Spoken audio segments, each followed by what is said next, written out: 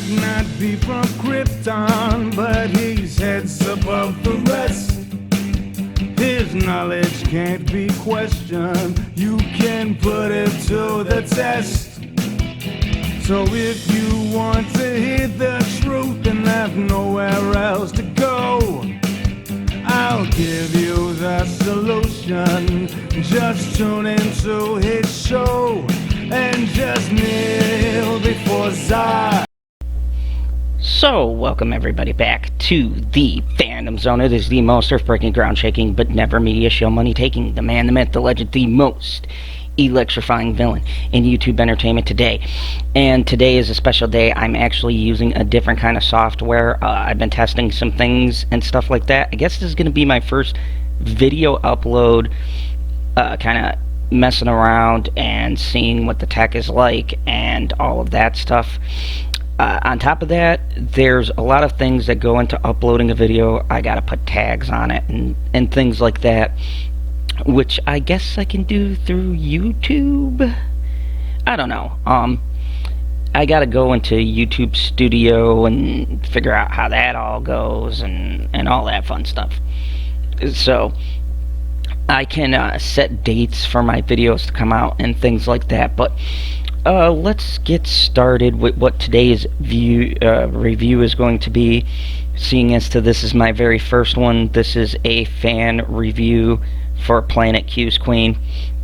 Asked me to do a review on Patriots Day, which was a movie that came out a bit ago, so I went back through and watched it today.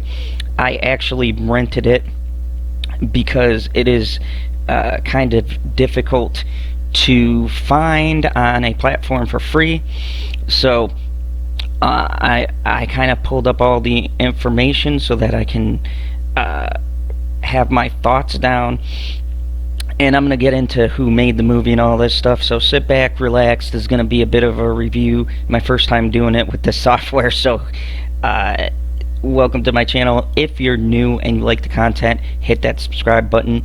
If you're returning, hit that like button, because it does help get into the algorithm. So here we go. This movie was made in 2016. It was directed by Peter Berg, who has done a lot of different great movies. It has Mark Wahlberg and Kevin Bacon, John Goodman, J.K. Simmons, Alex Wolff, and a few other really good actors and actresses. And so the premise of the movie is about the day that the Boston, Massachusetts race got bombed.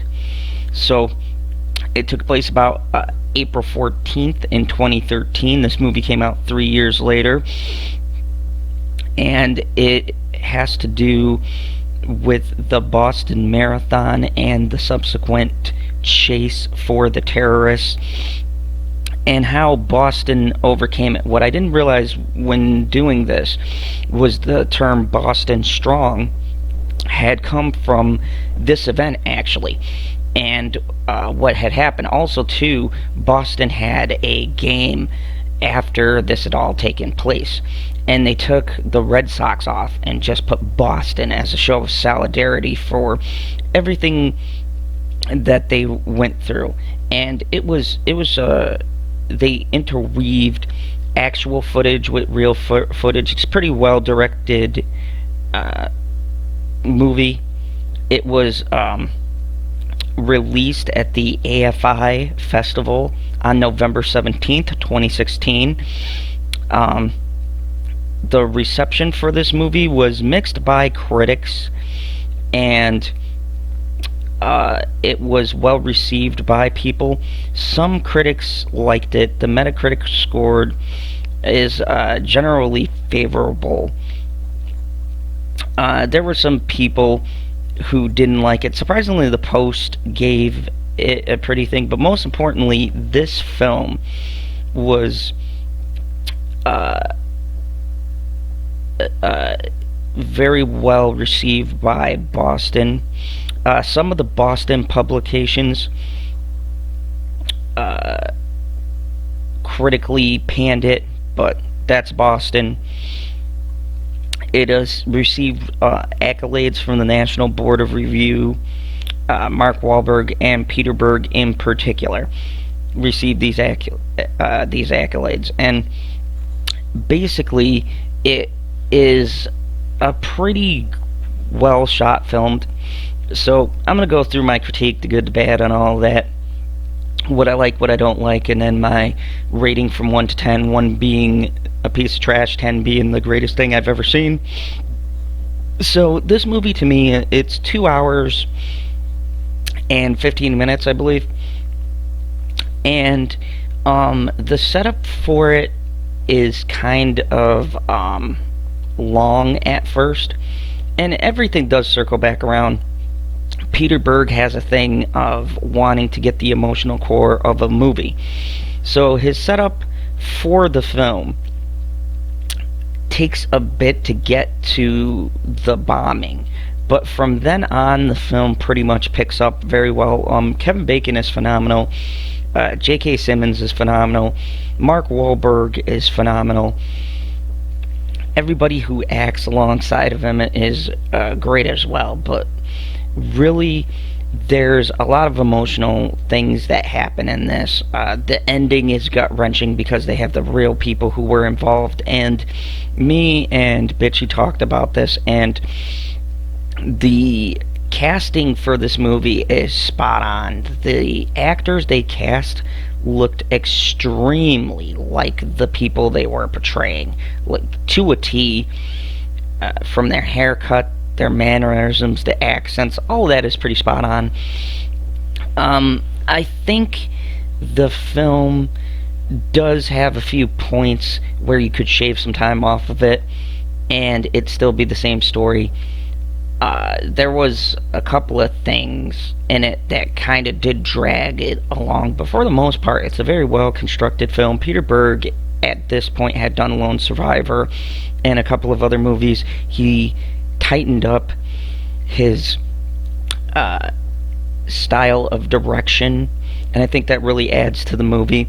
And so my pros is pretty much most of the film. A good majority of this is shot well and crisp and clear.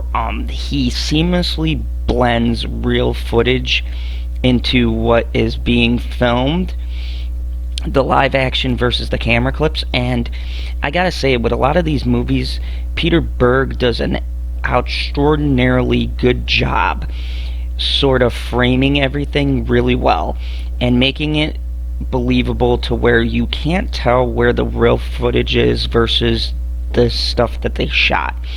And I think within itself that really speaks to a filmmaker's talent, where I'm not taking out of the film. I followed this very heavily, so I know where they edited it and they put the actual clips versus where they didn't.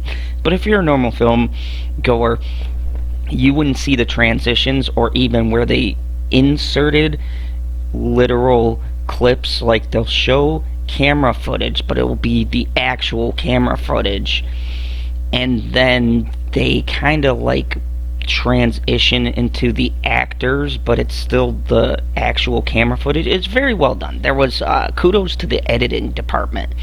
They edited this thing extraordinarily well. It's very gritty and realistic. I remember hearing some critiques on the movie talking about how they focused in a lot, but you know, that's this kind of film. You have to show the raw grittiness of what happened to really connect to your viewers, and I think that they do that well. I don't really have very many negatives. I struggled very hard because from a technical aspect, it's very clean. There's literally no technical flaws when blending the two things together. They literally took a portion of the end of the movie where they cut into the actual people telling their story for the camera. And I think that adds a bit of gravity to the movie. Seeing the movie and then hearing the people. And it was so respectful that these people came on camera to give their accounts and their statements, which means they really liked the direction that the director took. You know, I can't really knock much of anything in this film. It's very emotional. It's very action-packed, even with the dialogue, and what I mean by that is the dialogue is not slow. It's very fast-moving and fast-paced between the people, and very intense. John Goodman gives a great performance. Kevin Bacon is alright. I would say Kevin Bacon is less impactful than what I've seen him in. I think John Goodman adds more gravitas in the scenes when he's on there and he's arguing with Kevin Bacon about releasing the photos, for instance. A lot of heavy, hard-hitting stuff in those moments. And I think that's where this film really strides. Mark Wahlberg. Mark Wahlberg proves without a shadow of a doubt that he is actually a really good actor. And probably that his emotional acting is very downplayed in movies. You know, when you see him in other films, everyone thinks of him as an action guy. But in this movie, he's not really action. He's more of, we're seeing it through his perspective. He gives a whole dialogue to his wife describing what he went through, where there's people in his house and he just came back from this bombing and seeing all this terrible stuff. And you really feel those moments, like he breaks down and he cries, and it almost feels like he got into the headspace of this officer. And the scene between him and his wife is excellent. A good majority of what's done in this film is excellent. The people who play the terrorists, I think Alex Wolff is pretty good. He was in that movie Hereditary. I think in this one he has less to do.